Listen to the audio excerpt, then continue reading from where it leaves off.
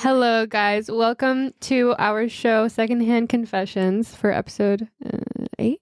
Episode 8. Episode 8. A House Divided. A House Divided. And we would love to welcome our friend and guest, Star, today. Our star.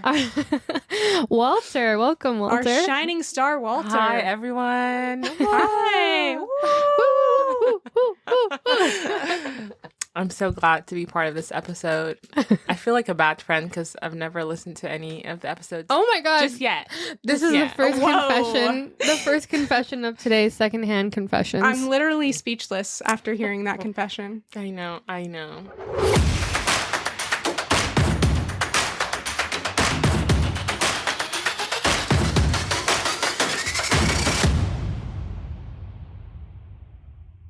All right, shall we dive in? Yeah, let's dive in. All right, so we have some stories here that are under the umbrella title of A House Divided. Okay. Starting with a confession called Friend's Divorce is Dividing Husband, 37 Male, and I, 40 Female. Ooh. This was posted by Between Divorce in the Relationship Advice subreddit. She says, I am 40 female. My husband is 37 male. Names have been changed. This is long. Buckle up. My husband and I have been very happily married for 10 years. Minor bumps along the way, but nothing we couldn't communicate and work through, until now. My best friend Cindy and her husband Mike are going through a nasty divorce, and it has caused a serious rift between my husband and I. I didn't realize how serious it was until this morning when he told me he was going to stay at his brother's house for the weekend. What? To understand the current situation, there is a bit of background I need to provide. 4 years ago, my hubby's close friend Alan was caught having an affair on his wife. We'll call her Carol. I was good friends with Carol. Not super close, but we'd get together for cocktails a few times a month, and occasionally we'd go on double dates. My husband told me that Alan had been unhappy for a while because Carol had stopped having sex with him. When I talked to Carol, she didn't deny this. She said that Alan had gained weight, and she was no longer attracted to him. Ooh. This is somewhat true. He was around 6 feet tall and went from about 200 pounds to 250 pounds over the course of a year. Oh, wow. Those are estimates. Okay, let me see something. 6 feet. Is that a lot? I mean, that's what the women are chasing after here. Skinny boys? Yeah. But 6 feet, 250 pounds is a lot. Is it really? Is it? Yeah, I don't because, know like- BMI-wise. We can check that. But Like a lot of, We're like, fact checking.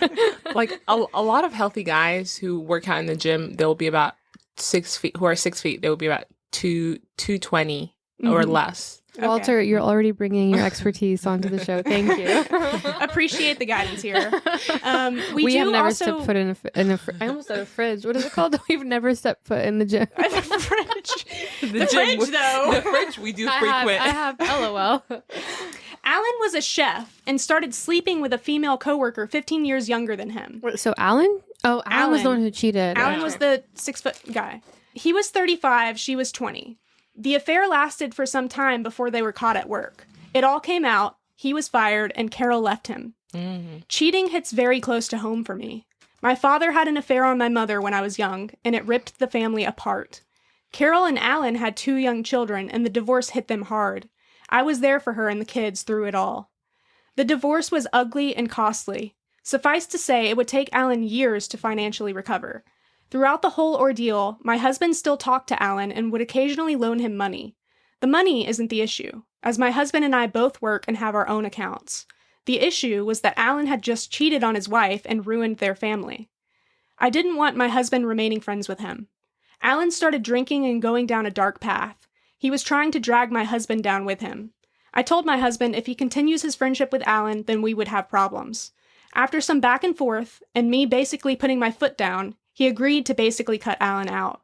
We didn't need influences or people like that in our life. So just to make sure, Alan and what are you? Carol, they're not this like current couple. That's No, still this working. was a historical retelling. I should mention my husband says he didn't know about the affair, which I still question, but without proof, he knew I let it go. Alan was extremely upset when my husband told him they'd no longer be friends. They had grown up together. But I didn't want men like that in our life. Shortly after all this, when we were reflecting on everything, my husband said something that I never forgot. He said, "One day, one of your friends will do something they regret and need you. I hope you have the same wherewithal to cut them out if I ask you to." Ooh, he manifested this. Mm-hmm. So far, what are you guys thinking? Was he right to like, or was she right to ask him What's not her to be husband's friends? name again?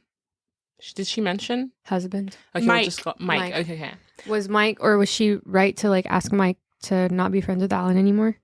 I think that's tough, but I think for the most part, I'm with Mike on this one. You know, we're all not going to make the right decisions in life, and that can be held against us. So, like, I think Mike needs to be a good friend and be there for Alan no matter what. I think the problem is that what Carol has been is not Carol. No. What's the lady's name? The poster. The poster, yeah. The original poster. She's gone through something traumatic, and I think that just triggers her. And she just have to find a way to heal through that. That's Right. I think she needs to address those issues, but I don't think Mike should be supportive of Alan indefinitely and for like any... Oh, absolutely. Yeah. Okay. With no limitations. With no limitations, Yeah, I think it's right. It's fair for him to ask that of her, like, you know, to work on those issues, to not be so reactive or to not be triggered. But then also it's fair for her to be like, okay, but scale back your friendship, but not cut him off. Oh, I mean, like, did he do anything that he requires him to cut him off? I don't think so. Yeah, I mean, if he's influencing, she says this stuff about him drinking more often and, you know, sleeping around with somebody who's 15 years younger. If that's going to affect Mike in some way, in a negative way, then I understand the concerns, but I don't get how him being supportive through this process, which maybe just be him changing his personality because of this event. I wonder if she was like, you know, I'm like vulnerable and like said, I want, you know, I'm scared that this will lead you down a bad path. Yeah. Plus, like, I feel like Mike is a good friend, and I'm just basing that off what he told his wife. That statement alone, I don't think a lot of people are intelligent enough, or at least men in general are emotionally intelligent enough to say something like that. Like, Which statement? Where he said, like, essentially, if any of her friends would do that, then she should cut them off too. I guess, like... You think that's emotional intelligence speaking, or just, like... I do think so, because he's, revenge. Like... He's, like, forcing her to put, like, herself in his shoes. Yeah. I mean, I think it's... I don't know that it's coming from a place of emotional intelligence, though. I think it's coming from a place of hurt. Yeah, hurt, but also, like, I think he's kind of acknowledging something about their relationship in that, like, he already knows what would happen. Yeah. Like, if she was in the same situation, she would be like, well, but I trust myself. I would trust myself to be there for my friend and not get influenced by her, but I don't trust you to be there for your friend and not get influenced by him. I think that what he's trying to say is that. Should we continue? Yeah, absolutely. Let's continue. Cut to the present, and you guessed it, my bestie Cindy cheated on her husband Mike. Dun dun dun. Wait, maybe his name wasn't Mike this whole time. Okay. Whoops. The husband of the original poster. Mike worked in manufacturing and was laid off in the middle of COVID. He eventually went back to work at a much lower wage, according to her, and money was tight for them. Cindy picked up a job working as a barista. As she tells it, one of her regulars was a younger guy in real estate who has an eye for her and was constantly asking her to get together. He would slip her $100 tips a few times a week, she says. He knew she was married. Eventually, Cindy gave in and started seeing this guy regularly on her days off while Mike was working. She told me she always felt guilty and knew it was wrong, but couldn't stop herself.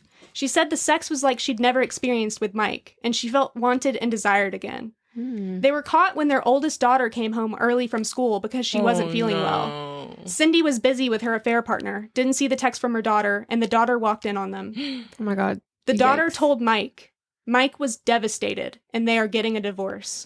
The family has basically ostracized Cindy and want nothing to do with her currently. I and a few friends have been her support through everything. I need to say that I recognize what she did is terrible. However, my husband has pounced on this opportunity and is demanding I cut contact with her completely, just like I did with him 4 years ago. He says, we don't need cheating cradle robbers in our lives. I explained that this is different and the issues between Mike and Cindy are more complicated, and she feels genuine remorse and wants her family back. Also, what his friend did years ago was creepy. He says he doesn't care about the issues or how she feels, and that he made a sacrifice for me years ago by cutting out one of his closest friends, and I need to do the same for him. I told him I wasn't going to do that, and that he was being petty and vengeful, and he knows the situations are completely different. This morning, he said he's headed to his brother's for the weekend. He said he feels betrayed. I honestly don't see how he feels this way. I don't know what to do. I've asked him not to go. I told him I loved him, and we can talk this out. He responded with, I'll see you Monday. I am at a loss. That's funny that he said I'll see you Monday, because that's like me leaving work on a Friday. See you guys Monday. So it's like he's like, I'll clock in on Monday. I'm clocking Gotta out. do my time. Yeah. But wait, why was what he did creepy? Sorry, was there? Because remember, Because of the age gap. yeah, he There's an he was age having gap. an affair with a 16-year-old, right? Oh, Not a 16. There was a 15-year age gap. 20 yeah, years sorry. and 35. oh, that's not good. I don't like that.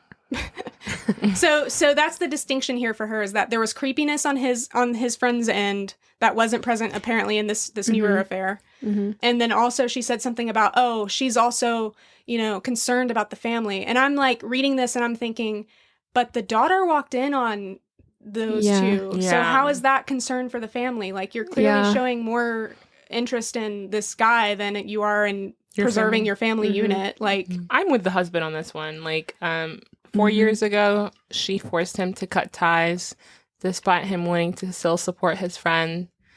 It's payback. Yeah, and he said it would happen, and it did. But also, it seemed like when it happened, it didn't seem like what she was mad about was the fact that the girl was young. Yeah. So, like, I think she's being hypocritical. I think she should have been mad about the fact that the girl was young, and, like, she should have been like, you need to talk to him. Like, that's not right. Like, you can manipulate someone who's that much younger than you Yeah. into a relationship. But that's not what she was mad about. She was like, he's a bad influence. He's going to make you do bad things. And then now she's like, why is she confused? I don't understand. Why is she confused that he's telling her this?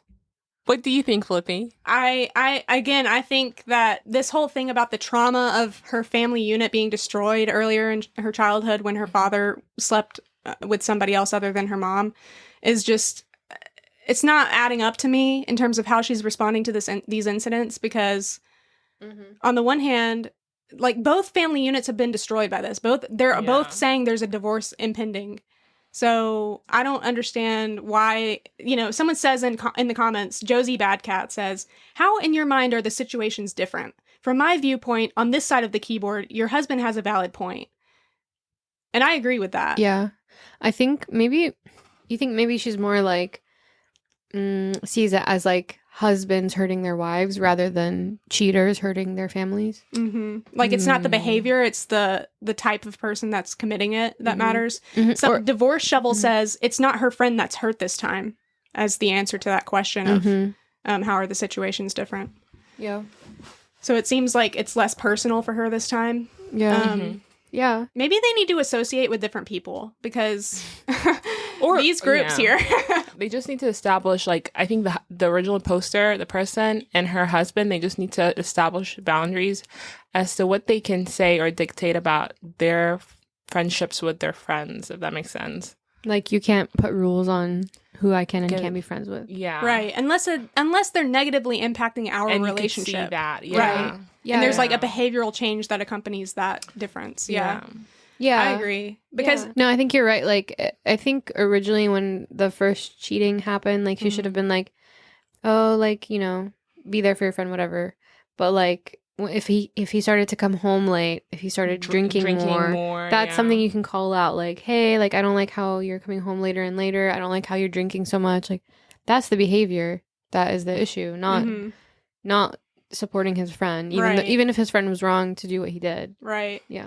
Well, Yo-Yo Moma says, the lesson here is not that the situation is different. The lesson here is to stop being so judgmental and controlling. Your husband should be allowed to have any friend he wants, and so should you. If it's affecting his behavior, then that's the issue, not the friend. Yeah. Exactly. Yo Mama is on point. Yo-Yo Mama. I can't stop thinking about, like, Yo-Yo Ma actually being called Yo Mama. It's Yo-Yo Moma. Yo-Yo Moma. Oh, Yo-Yo Moma. Like the I don't know how to say it. Yo-Yo Moma or Yo-Yo Moma. Your mama. Yo Ma. Anyways, it's a cool username and a good point. Yeah. But when they mentioned, or when she mentioned that he was 6 foot, all I kept thinking of that TikTok, 6 foot, blue eyes. Yeah. Works in finance. Yeah. I don't know. Yeah. Maybe it's him. Maybe I'm he'll looking be on for the a man market in soon, finance. girl. Yeah. 6'3"?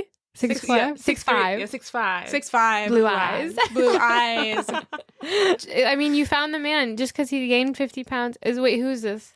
Oh yeah, that was the original. Mike? Which Alan, Mike? I don't even know anymore. But there is an update on this post. Oh, well, Ooh. yeah. Okay, I do want to say before you update us, like, I like that he wasn't like, we're getting a divorce because I said this was gonna happen. He's just Yeah. like, I need some time to cool off. I'm Yeah. coming back Monday. That's the Reddit protocol. Yeah, I know. I know on Reddit it's always like, we're getting a divorce. What was the last episode? You need to watch or listen to the last episode, but the jar thing. Yeah. that Listen was to the last episode. It's a good one. Sealed Yeah. Fates. yeah, that one was funny. Yeah. Very overreaction, but yeah. So this update says, I believe the situations were different because my friend is genuinely remorseful. She wants to reconcile. Alan did not. He acted as if he didn't care and showed little to no remorse. No compunction. He regretted what he did, but not because he betrayed his wife, but because of its effect on his children and his relationship with them. This really didn't sit well with me. Alan started partying with a younger crowd from his work, doing drugs, not weed, drinking heavily, and just overall Whoa. regressing as an adult, and I didn't want him dragging my husband into it. It's really hard to accept that someone you consider your best friend could do something so vile. I try to tune out the detail about her daughter catching them because it's so sad and heartbreaking. I've always thought she was such a good mother and model wife. I looked up to her even. What does that say about my judgment of character? Now that I've accepted what I have to do and I feel consumed with guilt, the thought of cutting Cindy out of my life hurts. We've been through a lot. Our families have vacationed together. I confided in her and vice versa. It's scary to imagine just telling her, sorry, but we're done. And knowing that's exactly what I made my husband do and realizing how he must have felt. Sorry. Sorry. You hear that? Southern. My husband. My husband. My husband. And knowing that's exactly what I made my husband do and realizing how he must have felt, it feels real shitty. He doesn't show a ton of emotion. He is very much a man's man. Oh. Had he told me he was feeling this way, I wouldn't have made him do it. I regret it a lot. The responses are overwhelming. It's only been hours and strangers are telling me I'm a horrible person and my husband should divorce me. I feel sick. I texted him a novel minutes ago telling him how sorry I was, that I feel guilty, I feel stupid, that I'm sorry about what I made him do years ago and now I know how he felt. I told him I'll cut Cindy out if that's what he really wants. I told him to reconnect with Alan. After 4 years, Did he cut Alan off or he just like stopped talking to him? No, he did cut him off. cut. Like, he cut, told- he said- severed. Severed. Like that. Anyway, no, but did he like That's not the end of this, by the way. was Oh, oh there's more? Yeah, there's a little bit more. I asked him to come home and talk to me before heading to his brother's. I'm waiting for him to respond. He's too good to me. He'll probably forgive me, tell me I don't have to cut Cindy out, and I'll feel even worse. I'm not looking for sympathy. I just feel like absolute shit right now. Thanks for the slap of reality. Wow, she actually listened. That's pretty Yeah. rare for a Reddit post. But even in her response, like the beginning of it, she sounded like she was like humanizing Cindy and still somehow making Demonizing. yeah. What's his name? Mike or Alan? Yeah, Alan. And somehow at the end though, when she wrapped up the post, she did say that she felt bad for her husband. Mm-hmm. But I mean, when people f up, they'll always do crazy things that are unexplainable. So Mhm. I don't know. I think, as you alluded to earlier, it would be really prudent for her to go to therapy and address the issues with the trauma surrounding the whole childhood incident of the affair and whatever else. Yeah. Mm-hmm, mm-hmm. What do you think, Pinguini? Pinguini thinks that I can see why Cindy deserves a little bit more like or not remorse, but sympathy and support. Mm-hmm. Do you guys agree with that? No. You think Cindy deserves more support than Alan? Is what you're More saying? support. I'm not saying that Alan doesn't deserve support, Mm-hmm. but I'm saying like, you know, she's obviously like, okay, let me take accountability and like I want to fix things with my family, whatever. But maybe they're both like that's their response to feeling bad. Maybe Mhm. Alan's response to feeling bad is just do more bad things. Yeah. And then Cindy's response is like Self-sabotage. self-sabotage. Yeah. Oh, I meant Alan for that. Oh. Well, for Cindy, I think it's just like, please forgive me, please, like, you People know. please. Yeah, people please. I mean, both are wrong, but one of them hurts people more. And also, I think also the original poster is judging it, like you said, based on how each of them responded to their situation. Mm-hmm. Like Cindy responded with wanting to fix things, whereas Alan, Mike Allen, same person. No, I'm just kidding. But Alan just went down a rabbit hole of like self-sabotage, and she probably blames him for his circumstances. Yeah, like he didn't. I don't know. He didn't try to get better, even though Cindy maybe was not doing it for the right reasons. I just wonder, I mean, how much of Alan's personality was present before the affair and how much of it was after the affair and how much, is interfering with her perception of him as a person? Like, yeah, maybe he's like an asshole. Maybe maybe this is just who he is and he's just not really been that great of a friend to begin with. Yeah, maybe. But, she didn't really characterize it either way. Yeah. So it's hard to tell. Like, it's hard to compare these people and say, oh, one's the good egg, one's the bad egg. Yeah. I think for me, in my perspective, like, definitely Cindy deserves more support from a friend than Alan. I think at some point, if I were Alan's friend, I would be like, what the fuck is wrong with you? Like, wake up. But people react differently to trauma. And doesn't mean that's right. Doesn't mean that's right. I mean, you're an adult. Absolutely. You've got to take care of your own actions. Yeah. But however, at the same time, I guess that's the whole point of having people around you in a support system that can help point out when you're going down, the wrong way or whatever. So I think both are equally guilty, like in this case. Yeah. And both are deserving of having good support. Yeah, that's true. Like, I wonder if her, like, the poster's friend, what is his name? Husband. The poster's husband. I wonder if he, like, ever sat his friend down and said, like, hey, you need to, this is not good for you. Like, you're going down a rabbit hole that's not healthy. Yeah, and I wonder if Cindy, is her name Cindy? Yeah, if Cindy ever told the original poster what she was doing, and if the original poster was like, hey, that's not right, you shouldn't do that. Yeah. Because what do they mean by support? Like, it just means, like, be there for them, like, listen. But also, I'll say this, like, I hate to generalize, but men support each other in a completely different way than women do. Yeah, I think men support each other, like what's the word? Unconditionally.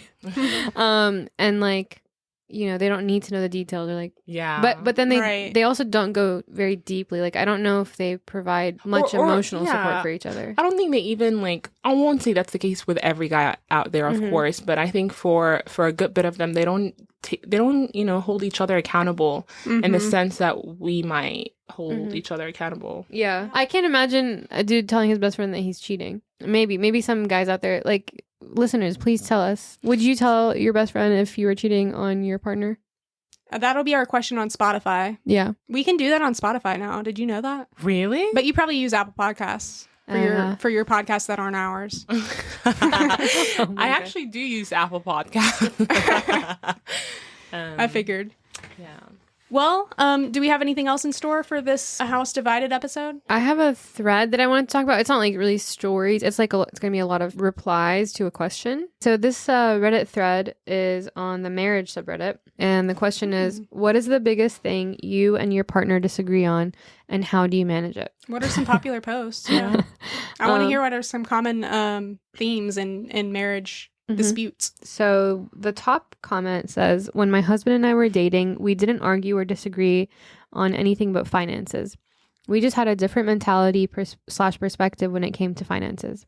I was a saver, he was a spender. And when the time came to lay our cards on the table to discuss finances, when we wanted to move in together, I shut it down when I discovered he had quite a bit of debt and no savings. He had multiple credit cards and carried balances on all of them. He's a grown man capable of managing his money. I wasn't about to tell him what to do because I'm not his mother, but I certainly could control my own behavior, so I did. I was not comfortable with any of that, so I told him that I am not going to sign on the dotted line. Ooh, I'm going to use that phrase. Yeah. I'm not going to sign on the dotted line. Put that one away. That was the end of that conversation. Our relationship was fine, but I mentally kind of switched gears and just treated the relationship as fun. It was a great relationship at that point, but didn't think past the day. No future planning. She says, sorry, but I'm not going to put my future at risk for good dick. I did love him a lot, but my pragmatic self would never let me jeopardize everything I had worked for love. Maybe he sensed it because months later, he wanted to talk about finances and moving in again. But this time he came with everything he had changed. Got rid of his debt and extra cards, paid everything off, and started saving. But my point is, don't sacrifice your goals or plans for a person who isn't aligned to your life's path. Who isn't alive. I think that's good advice. I was going to say, He's a good man, Savannah. Yeah. He's a good man, Make sure Savannah. he's alive Yeah. when you sacrifice for him. When you alive sign the dotted man. line. When you sign the dotted line. And then her last thing she said was, if the person wants to be part of your life, they will make the necessary changes to adapt to it. I agree to that. I mean, I do feel like there are certain things when it comes to relationships that no matter what, we should not compromise on. And finance is actually one of them. Really? And like spending behaviors. Because essentially, you know, like when you get married to someone, everything is now like tied together. You know, maybe you guys might want to split accounts or whatever.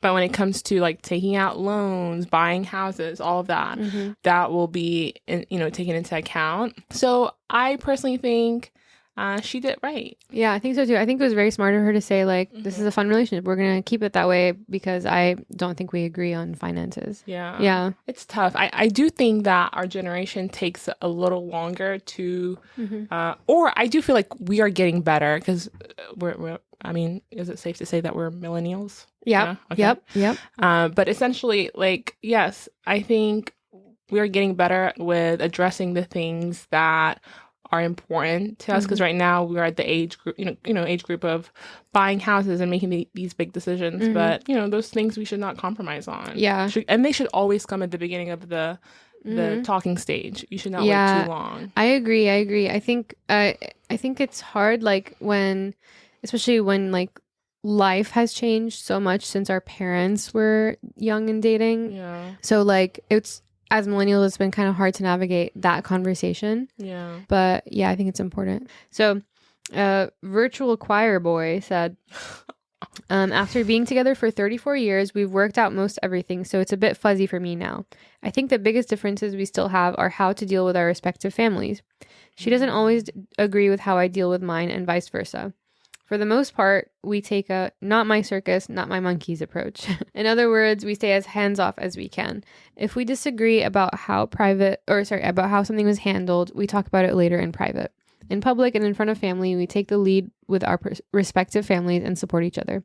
To be honest, this should make sense for a lot of people. I grew up with my family. I understand the interpersonal dynamics better than my wife could. I have a better idea of how they're going to react to things we say or do. And she's the same with her family. I think the biggest mistake couples can make is assuming that your partner understands your family and why you're doing something a certain way.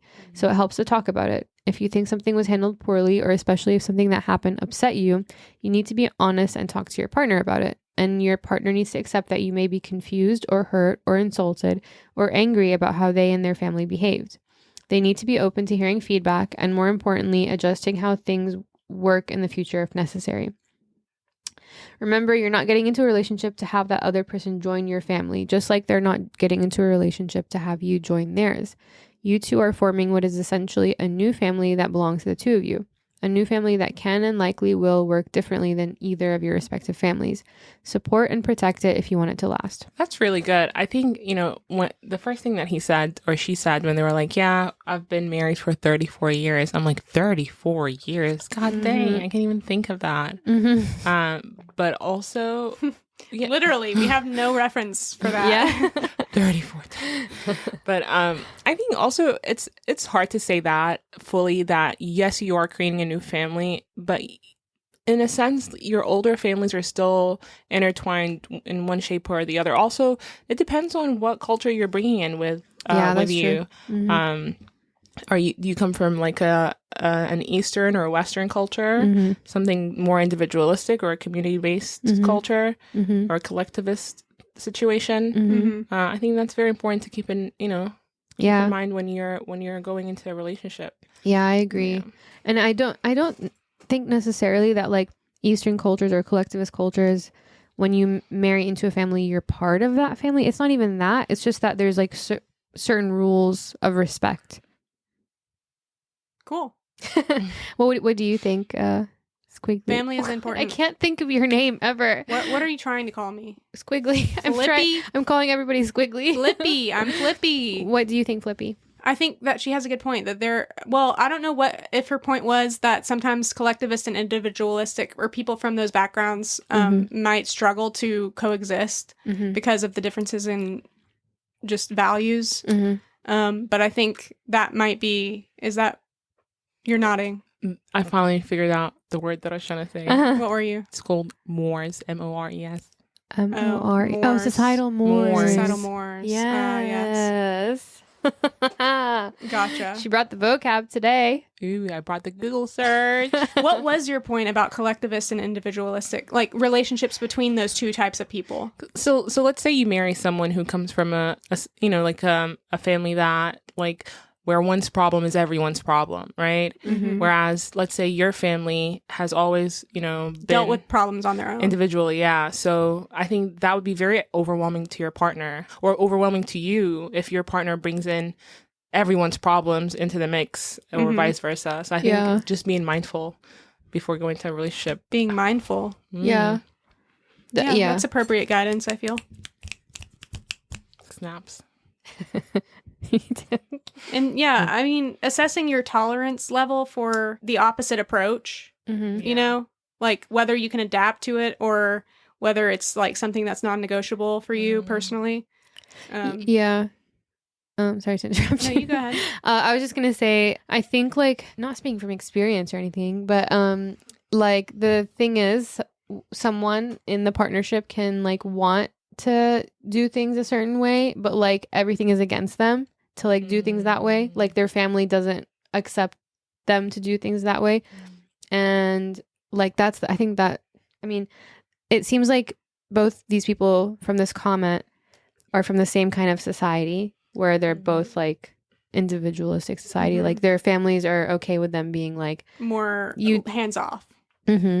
but like it, like how would you guys deal with like if your family is more is not hands off, but your partner's family is, like how, like what would be some tips? It's hard for me to. Oh my god, not you with this again. Not you She with hates this. when I do this. When I say it's hard for me to relate to that experience because it's not my personal experience, but it's just the truth. Like put yourself in the person's shoes and like just try. Like I can't. I'm the woman my from God. that first post. Did you guys remember that first post that we just did? No. Yeah. About the one who couldn't relate to the situation when her husband was in it, but then when when it personally affected Cindy's her. best friend. So you have no empathy is what you're saying? Basically, I'm OP from post 1. Yes, no empathy is my name. You can call me no empathy, not flippy. No empathy. No empathy. Empathy. No, like just take a guess. I'll give you some time to think about it, Squiggly. No, that's not right. I literally just gave you my name. Philopia. Take some time to think about it while Walter tells us what she thinks. I think the most thing is that for me, I think maybe it could be dealt with me establishing boundaries with my family too, because I can definitely tell you that my family are the family that will try to intervene. Yeah. So maybe establish boundaries with my family first, and also being open and letting my partner know like what dynamic I come from. Yeah. So they know what they have to work through, Contend with. compromise, yes, contend with, or compromise, and if they're willing to compromise, and what expectations Right. they have for me. That's my guidance is know your limitations, know what you're willing to put up with, know what you're willing to, negotiate with, know what you're willing to Yeah. compromise on, and know what you're not willing to compromise on. And that might be, maybe it is a little too much involvement for you personally. Yeah. I think, and it's an important distinction between know what you're willing to put up with and what you're willing to sweep under the rug. Those are two different things for me, because like tolerance and sweeping under the rug are two very different things. Like tolerating something doesn't mean that you will build up emotion for it. It just means you're like, that's not my favorite thing, but it's whatever. You either have the tolerance or you don't. Yeah, but like sweeping something under the rug until it's like too big for you to ignore, that's like you not actually being able to tolerate it, but forcing yourself to. Does that make sense? Yeah. And also, like, I think one thing I can say is that I guess that's a flaw within me. Maybe if we're bringing personal perspectives in, I'm avoidant when it comes to a lot of things. So I think when it comes to a situation like that, that's not something that would work out in my best interest. It's like I have to be open and communicative. Yeah. What's not a situation that would be in your best interest? Like, let's say in a case where both of our families are involved, and they either my family is a little bit more overbearing than his, and my personality in general is avoidant when it comes to dealing with problems. I don't think that's a that's a good look for me in general, because I must be open and talk about my dynamic versus like acting like it's non-existent, you know? Yeah. But yeah, this is a very hypothetical question. Yeah. Very hypothetical. Very. Any last thoughts before we move on to your next story? No, Pinguini. Thank you, Flippy. Thank you. I was waiting for remembering my name. I was waiting for you. I knew you were like, panicking. pausing for a reason. Pinguini, remember, it's tilapia, but with an F. Yeah, just tilapia I know. with an F, I know dude. how to remember this. Yeah. Penguinis love to eat tilapias. That's memorable. Yeah. Are we ready for our next story here? Yeah. Future mother-in-law, 54 female, called me 23 female. Sorry, let me start this over. Yes. All right. Future mother-in-law, who's 54 female, called me, who's 23 female, stupid. And now I'm considering calling off the wedding. How do I approach the situation? Wow. Right off the bat, why are you calling off the wedding for one thing? And it's not even Worst? the other member of the wedding, like the other, spousal part of the wedding. But you know what they say, like when you marry someone, you're marrying their family too. That's true. That is what they say. That's This was posted in Relationship Advice a few weeks ago on June 29th. I, 23 female, am engaged to John, 24 male. We are together for 5 years. We want to get married in July 2025. I always thought that his family liked me because we get along well. He has 2 older brothers who are 26 and 29, both married. Honestly, I was very excited to have them all as my in-laws. They were always kind to me. Some kind of important information. About a year ago, when I was scrolling on Instagram, I saw a profile that was kind of cringy but in a cute way. It was an older woman's profile who shared inspirational quotes. I remember one particular post, and it was something along the lines of, "Only stupid people pretend to know everything. Don't pretend, just ask." Honestly, this quote changed me in a lot of ways. Before that, I was always worried that I might embarrass myself if I didn't know something. And after reading that quote, I realized that if I always pretend that I know everything, then I'll miss out on actually getting to learn about things. So I decided to change my habits and start admitting that sometimes I genuinely just don't know. Someone is talking about the war in Kosovo? Okay, sure, but first let me ask some questions so I can really understand what we're talking about. And I ask a lot of questions sometimes. I sometimes even open the Notes app and write in some questions that I later want to find answers to. These are my latest. 1. How does the time work in the black hole? 2. That's a very good question. I have no idea. That was the big one to open with. 2. Why some snails have shells and others don't? Question mark, question mark, question mark, question mark. Okay. Can I say something? I would love to be friends with this girl. Number 3. What food is okay for ducks? I feed mine bread. 4. How does the light bulb work? The old ones with gas inside them. 5. Does everyone see colors the same? And how can we know that? Sorry for the long introduction, but it was kind of necessary for understanding what kind of person I am. She's an intellectual. I know that sometimes I might come across as annoying. Now on to the problem. His parents hosted a small barbecue last weekend only for the family. So it was the mom, who's 54 female, dad, who's 59, brothers, and their wives, both 27. I was the last person who showed up because I had to work late. I entered the house, and when I was walking towards the back of the house into the backyard, I heard John's mom talking about me. To be honest, she wasn't talking about me, more like mocking me. I heard her say in a high-pitched voice, "How does the sun work? Where should I put the fork? Why does nobody like me? How do I wipe my ass?" I just stood there.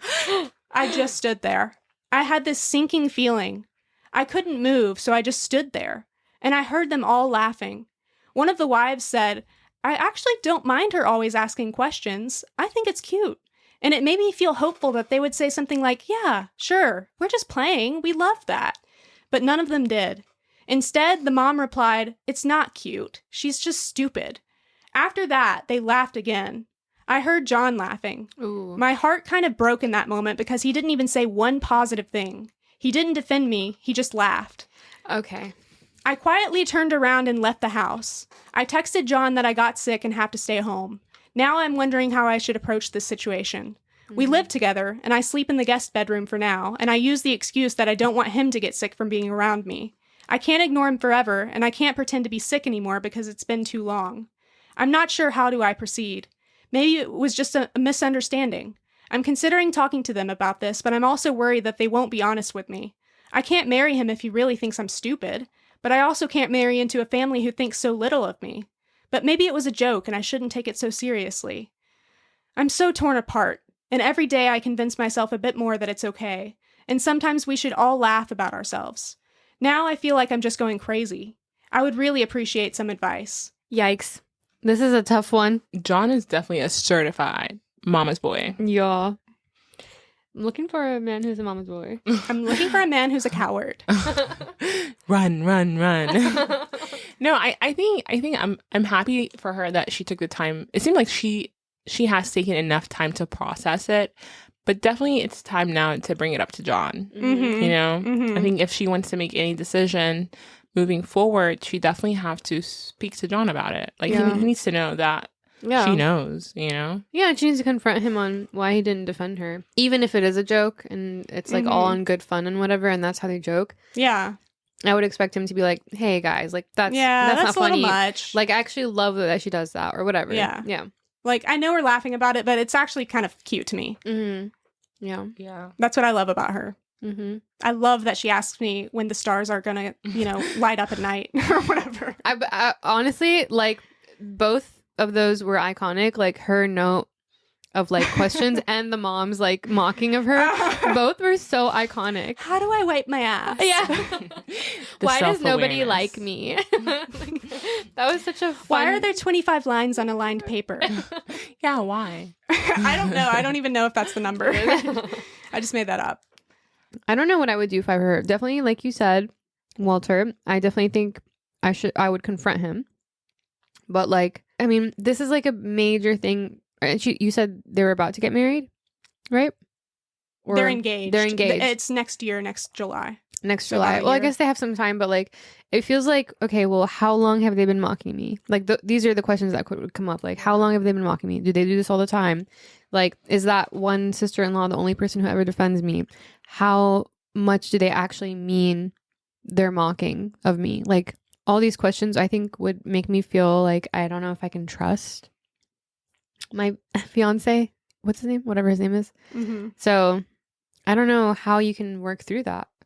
Like, what kind of assurance would she need to hear? I think I'd need to hear, the next time that happens, I definitely will be speaking up on your behalf because that was Mhm. really rude of us and like uncalled for and just Yeah. not even reflective of how I feel about you. Like I was laughing at something that wasn't even true. Like if you hear him, hear remorse in his voice. Yeah, You trust exactly. him. But like, how do you know he's actually going to do it? You know, to be honest, I think maybe that might sound strange, but I don't think the mom's comments were crazy or were that harmful until Yeah. she said that she was stupid. Mm. Yeah, that part. Yeah, that part was the because my family would make Make- those kind of comments. Yeah, but still, I don't want my mother-in-law thinking that like like the way she was acting was that she was implying that she was stupid even without using the word stupid. So I think I would be offended regardless if she had used the word stupid.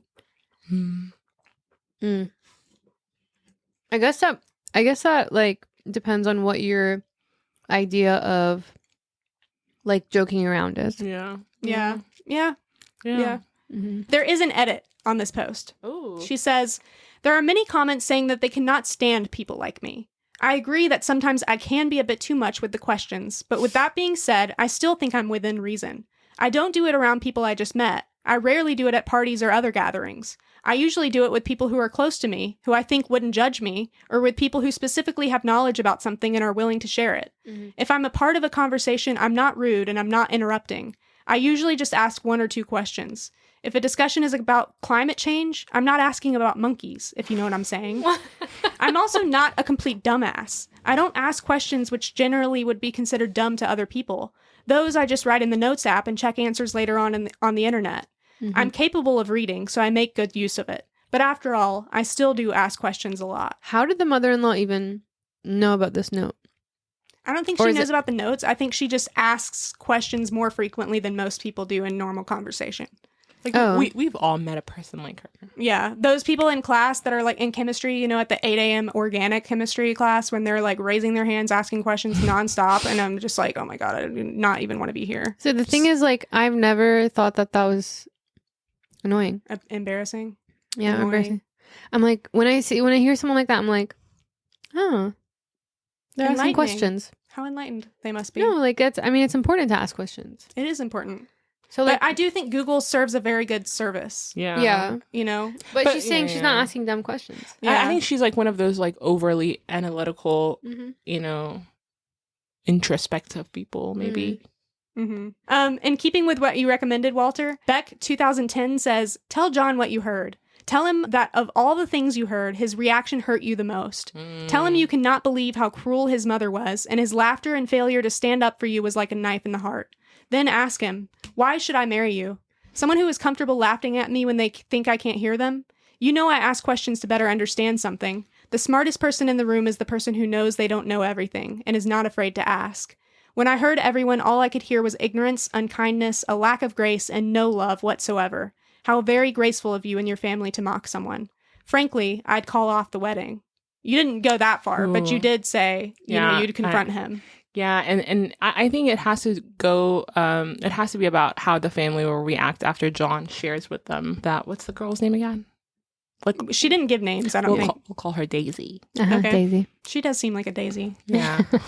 How Daisy was actually there and she heard everything. And essentially, at that point, the family have to apologize. And I think, Should we do a mock conversation? I'll be him, you be her. Yes. You be Daisy, and I'll be John. What's his name, John? What's my name? Penguini. And Pinguini can be the family. Okay. Oh, I'm good at that. I'll be the dude. Yeah, you'll be John. John, I have something to share. Yes. What is it? Spill the beans. So, do you remember how I was supposed to come last night when you and your family were gathered at their house? Mm-hmm. Well, I was actually there, and You were there. You told me you were sick. What do you mean you were there? well, John, I was there for a few minutes, and I've heard everything. Oh my! What? You heard everything? What? Like you heard us just talking about Game of Thrones? Actually not. I heard everything. I've heard how your mom called me stupid and she mocked me. How dare you, John? Why didn't you defend me? Whoa! She didn't say that. She didn't say you were stupid. She never said that. What do you mean? She definitely did that after she mocked me. Hence why I left. Mocked you? Yeah. What did she say? She was saying. What was she saying? How do I shit? Shit. Not how do I shit? Do I put the spoon next to the fork? Where do forks come from? You know? Oh, So yes.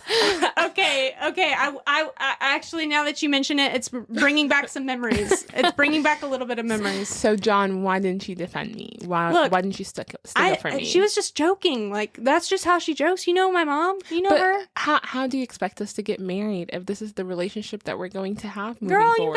you gotta be more tolerant of her jokes. You know that's how she is. That's just what she does. Yeah, you have to really have some thicker skin. Okay. I think right now would be a good time for you to discuss this with your family because I need an apology. So you want me to? What do you want me to say? Tell them that I was there. Tell them that I've heard everything. Tell them that your mom was wrong. Cue Pinguini. I can't remember. Is the family in the room with us? All right, I'm now? John to family. Okay, I'm family to John. So bad news. Hey, John. Yeah. No. Hey. No problem. I'm here. No problem. There's no problems here, but there is a slight problem. A marriage problem. Tell me you avoid it. It's not a problem. It's just.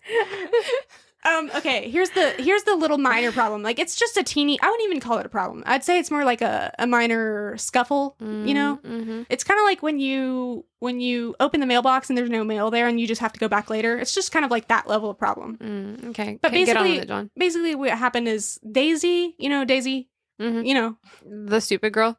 no, not stupid. She's my fiance. Oh, Yeah. Just like, last night you were making fun of her with us. What do you mean? What? What do you mean? Well, she actually overheard that conversation where you were initiating You're in the what is it called? Burner. the doghouse. You're in the doghouse, huh, John? You need to learn. No, I think she's going to require kind of an apology from you guys before An apology? What do you mean? If I get married to her, it's gonna take an apology from you. Well, John, you need to tell her, like, we're not apologizing. We're your family. She needs to just, like, learn to handle this. Yeah, that's a tough one. So Jim O'Connell says, start out with, how does the sun work? Where should I put the fork? Why does nobody like me? How do I wipe my ass? Follow up with, why should I waste my time on a partner who doesn't respect me enough to defend me when people mock me? And how do I tell my fiance that his mother is a Oh, that's a good one. Period. Yeah. Yikes. She does have an update. Ooh. Okay, wait. Predictions. I'm disqualified. I think even though sounds like she might have to leave this relationship, I think she's going to move forward with it. I'm going to be, what's the word? Optimistic, and think that he actually confronts his family and he apologizes, and that his family is like, oh, we didn't mean to hurt your feelings. I'm going to, just to clear it out, I'm going to be disappointed if she does not tell him. But anyways. Okay, yeah. If she doesn't confront him at all? Yeah. Okay. I'm going to be very disappointed. Would you be disappointed if it doesn't work out, though? No. Okay. Mm-hmm. Just disappointed if she doesn't ever confront him. Correct. Yeah. Just move forward with okay. that. First of all, I wanted to say thank you to people who reached out to answer my questions about black holes, snails, ducks, light bulbs, and other stuff. I would love to have you as my friends. Aww. For the other people who said I should just shut up, I don't really care if you find me annoying or hard to be around. I'm okay with that. I don't exist to please everyone. I'm just here for a good time, have my own interests, and learn. She's got a good head on her shoulders. Yes. Yeah. I didn't expect my post to gain so much attention, but I'm so grateful for the advice. Most of you told me to break up with him and at the very least confront him, so that's what I decided to do. You gave me a push and confidence to do it. But before I did that, I texted the wife of John's brother, the one who said she liked me asking questions. Oh my god, actually earlier I was going to say she should talk to her. I forgot I forgot to say it, but I really... A post talk. I promise. No. I promise. I asked if we could meet up for coffee. She said sure. We met, and I didn't see the point in pretending to her that I didn't hear their conversation. So after some small talk, I just said, I heard you all talking about me during the barbecue. She immediately got sad and said she felt embarrassed. She explained that it wasn't a joke, wasn't out of context, that it was just mean and hurtful. She said she's sorry for not defending me more, but I said that it's okay, and I understand. I told her that I don't blame her for anything, and just wanted to make sure that I understood the situation and see it for what it really was. And it really was laughing about me behind my back. Just bullying. At this point, I just had to confront John. In my last post, so many comments were saying that he would probably try gaslighting me. And you were right. How could we figure? How dare you, John? We were having dinner together for the first time since the barbecue happened, because before I tried my best to avoid him. Yes, I know, not very mature of me, but other than you guys, I don't really have a strong support system. My family and best friends are hundreds of kilometers away. I only have 2 good friends here. I was so stressed, I thought I was going to pass out. My legs were shaking, and I was terrified because I knew deep down that this is the moment when my 5-year relationship goes down the drain. I looked him in the eyes and asked, how does the sun work? He looked confused, so I followed with, where should I put my fork? Why does nobody like me? At this point, realization hit him, and he started nervously laughing. I said I was there, and I heard them. After the initial shock passed, he got mad. He said it's rude to eavesdrop. I said it's rude to bully people. Yeah, bitch, it's rude that your family said the things they said. Yeah. Yeah, we talk about rude. I think there's a winner here. He tried telling me that it was just a joke, that I shouldn't be so uptight, that it really was funny. I said that I didn't find it funny and went to the guest room to calm down. He started panicking. He was asking me to please talk to him. He was much more apologetic and said that he would be 100% honest with me. I asked if his mother made similar comments before the barbecue. He said yes. I asked him if he ever defended me. He said he tries to. I don't know if I believe him. He told me he loves me and respects me. I don't know if I believe it either. I said that I love him too, but I need a break. He's all I've ever known. He was my first and only partner. I have no outside perspective of this. I have no experience. I need a moment to think. I will be going to my friend's house for a while to think everything through. The apartment has his name on the lease anyway. After I gathered some of my things and left, he kept texting me nonstop. He tried calling, but I didn't respond. I was very hurt because he tried to belittle my feelings, and only later when he realized that I might break up with him started apologizing. The next day, I decided to give him another chance to explain himself, and I came back to the apartment. He seemed very sad and tired. He said that he told his mother that I overheard them. I said I don't care. It's his time to step up and show me that he cares. I'm not interested in an apology from his mother. I'm already done with her. I can't put up with this behavior and mocking me like we're in primary school. I saw a comment saying that probably her ego is hurting. I think it's true. She never got the chance or never had the desire to have an education. She is a very good homemaker, but outside of that, she doesn't have many interests of her own. If I'm asking her about making tomato soup, she'll be talking for 30 minutes, lecturing me about adding enough sugar, but not too much. She'll lecture anyone who's willing to listen. But anytime someone is talking about something she's not familiar with, she gets defensive and tries to imply that nobody cares about that, and if it's not relevant to her, it shouldn't be discussed. Once again, he tried telling me that I should relax because it was only a joke, and at this point, I had enough. That is triggering, by the way, when someone tells me to relax when I'm upset. Don't tell me to relax. Yeah. I took off my ring and told him that his behavior is a joke, and I can't be the punchline. I told him that I wish him and his family the best, and to look in the mirror to check if they really are as superior as they think they are. I said I'm going to be back with my friend soon to pick up the rest of my stuff and to not contact me again unless it's about moving my things out. And that's it. I'm done. Thank you for all the advice. Without you, I wouldn't have the confidence to leave this man. I know I deserve better. I can't be with someone who can't stand up for me, and I wouldn't be able to feel comfortable around his family, so I'm done with the relationship. Damn. I hope they will treat his next girlfriend better. Thank you again, Reddit, for the advice. I'm so proud of Daisy. Yeah. Good job, Daisy. I want to say, Walter, you were 100% right about him being a mama's boy. Yeah. And the fact that she dodged a bullet when he said, relax. And like, if you tell your partner who's been mocking you this and their first reaction is not shame and like, oh my God, I'm so sorry. That's all you need to know. Drops my Why is it so hard for people to apologize? Like, grown-ass people have no... Is there an arrest that sentence? I was hoping for dramatic effect, but it just turned into like a Biden moment. Dun, dun, dun, dun, dun. Biden moment. It's giving Vice President Trump. It's giving Prime Minister Biden. Yesterday, I think, or within the past few days, he got up on the mic and said something about how he's picking Kamala because of who she is. And instead of saying Vice President Kamala, he said Vice President Trump. Oh. That man. Oh, gosh. There is a comment that I really enjoyed that I really resonated with and thought was truthful. In quotes, I tried to defend you is the weakest excuse. Defending your spouse is an act, not a result. All you have to do is do it. I like that. Wait, what is an act, not a result? Defending your spouse is an act. What does that mean? You defend them. You do it. Yeah. You just do it. What does not a result mean? It's not the result of like whether the defense was successful or not. No. It's not like whether they buy into your defense or not. It's just the fact that you put yourself out there and said, my spouse is worthy and is not like a piece of shit that you should be degrading like this. Okay, yeah. It's just performing the action. Right. Yeah. And she literally was there and he didn't. Yeah. And he said, I tried to defend you. There's no trying. There just is or isn't. Okay. So either I defended you or I didn't. Like that's what they're saying. Yeah. Okay. Gotcha. Yeah, that makes sense. If you hear of your partner like not defending you to anyone, that's it. Yeah. What's the point? Are they really your partner? And like even just at the base level, not having the respect of your in-laws like that and your family, the family that you're marrying into, like if they're talking about you like that behind like your you're back, stupid. Like that's so not nice. Even just the questions alone, like I said earlier, like that would be enough for me to be like, am I respected here? Like probably not.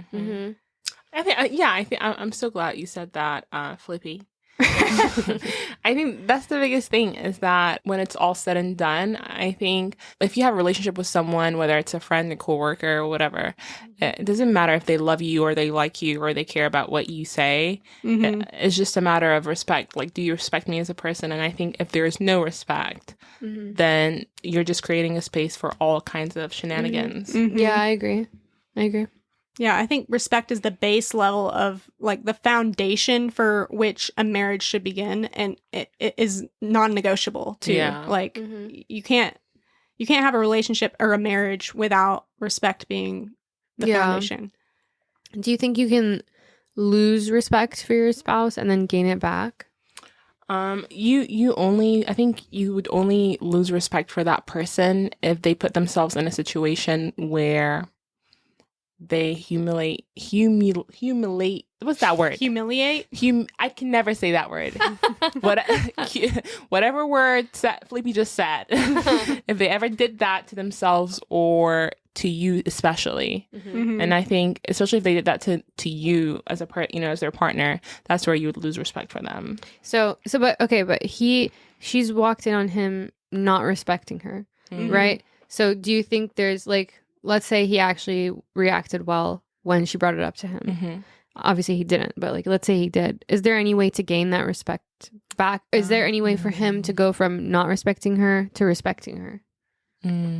I think. But he has to want to do that. Yeah. Like he can't just, because if he doesn't really want to respect her, then I think acknowledging what happened. I think for this thing to have worked out, his only option was to admit to what happened, right, and to apologize and take ownership, right, of the fact that he was treating her like he did none of that. No. Yeah, I think you have to look at your own actions and be accountable for them. Yeah, people just don't want to carry the weight of accountability or guilt. Yeah. Yeah, they don't want to know that they did something wrong. Right. Yeah. Well, I guess that's why people don't apologize. It's because they don't want to admit that they did something wrong. I mean, is that something that's a learned behavior though? Like apologies are a learned behavior, and swallowing your pride. It's like restorative. Yeah, it's a restorative justice. Sure. Yeah, I mean that makes sense. But and we've talked about this before. Are apologies worth anything if there's no action associated with them? I think it really depends. Like if the situation only calls for an apology, a sincere apology, then yes. But if the situation calls for a corrective action, then the apology will not hold any weight if the action is not followed by it or preceded by it. So yeah, like I guess I ask because he could have owned up to this and been like, I'm so sorry. But like, how can she trust him if she doesn't see that things will change? Like, I feel like I would want to see an extra step of him talking to his family and maybe even his family being like, we didn't mean to make you feel bad. Or even if they don't want to address it directly, if they're not that type of family, like her mom to be like, I want to take you out. Like it's been, I know it's been rough for you. Your family isn't here. Let me take you out. Like some kind of something to show her that things are changing. Yeah, obviously in this situation, let's say if Daisy was actually wanting to move forward with him, the only way she would move forward is that not him just apologizing and then skipping down the aisle. That's not how it's going to work. It's like he has to apologize and he has to set a plan or an action that he's going to take regarding the situation. Like, is he going to confront his family? Are they going to come up to her? Are they going to discuss it as a group? What's going to happen? Yeah. I agree with you on that. Yeah. Yeah. Because some people are just good. Some people are just good at like apologizing. Some people are just good at apologizing is what I'll leave it at that. I agreed with most of what you said earlier about apologies being like, if an apology is warranted as the only necessary thing to overcome the issue, then that's fine. But most of the time, I think it was what you were implying. Yeah. There's corrective action that needs to be had as well. And I think also corrective action could look like future scenarios that are going to happen, and you just keeping an eye on those. Like if you guys find yourselves in like similar situations in the future, how are we behaving? Are we behaving similar to how we behaved in the past, or are we changed? Like, are we exhibiting different behaviors? So, yeah. Yeah. It's all about trust. How are y'all feeling? Should we be done? Okay, so I have a question. My question is, since this whole episode is about relationships, if you are giving an advice to either a younger you or someone else who is Yikes. who's getting in It's gonna be long. Who's getting in a relationship, what is the number one like parting advice that you would give this person? Oh, I have one. As far as like, yeah. That was quick. Yeah, it came to mind easily. Make sure they like you. Okay. And they show it. Yeah. And don't just say it. Yeah. I'd say that. Okay. You know who I'm talking about. Yeah. Yeah. Also, I think, okay, I'm sorry. I'm going to reframe the question. Oh, But it's good. What is a question you are going... So if that person is asking you, hey, what are some questions I should bring up in our first few dates? What is a question that you're going to give them? And it could be about anything. like what question do you ask on a first date? Or just whatever? to know about them, about how they deal with certain things, you know. I don't have a... I think I'd like to answer both of those questions, like both iterations of that question. So the first thing I would do probably is like I would tell my younger self or a young person, know what it is that you want and know, like ask that of your partner as well. Like Early on, early on, like how you said. Like it's really important. And I think it's hard to know what you want and it's hard to ask someone else, like, what do you want your life to look like? Because like, in this era, life is kind of infinite. You can kind of do a lot of things with your life. Like why narrow it down so early? So that's something I would tell my younger self. But then a question I would ask in the first few dates of talking to somebody. Wait, I had one and it's gone. Oh, I think I would ask them what kind of parent they would want to be. Oh, that's a good one. Yeah. But I do have a question as well that I would ask. And I don't know to date if I've asked this on a first date or like first or whatever, third, whatever it is. But how do you feel about therapy? Ooh, that's good. Yeah, that's a good one. And then that leads to generally what are you in therapy? Yeah. Yeah. But yeah. Just are you working on yourself or not? But I mean, it doesn't necessarily guarantee. Yeah. Yes, I know what you mean because we're on the same page We're on here. the same page here, yeah. Because like people will be like, I'm really working on myself. I'm like healing. Well, actually, it's so funny. We mentioned that last episode about people who are quote unquote healing, but can be so mean. Did we? Yeah, we did. I don't recall. I'll remind you later. But also, I like with how. Yes, I'm so happy now that a lot of people are like going for therapy. But my thing is like with how sometimes it's just the term healing is becoming oversaturated. Like what does healing look like for you? What is that? Like I don't know what. Well, that's a follow-up question then. Like tell me like what. I mean, maybe not on a first date, but like eventually like into interview. the thing, like what do you guys explore in your therapy? Whatever. Like once you've gotten to know them more deeply, but so like, what kind of answers would give you red flags to that question? Like with healing, or just like healing and therapy, or green flags. Red flags would be I'm trying to get over my ex. Okay. So why are you here? Exactly. That's the red flag you need to leave. Yeah. Green flags, like that can't be your only red flag. Like, give me something that's not so specific. Well, that was the one that came to mind because of yeah. And to be honest, I think I won't say it's a beige flag. It is a red flag.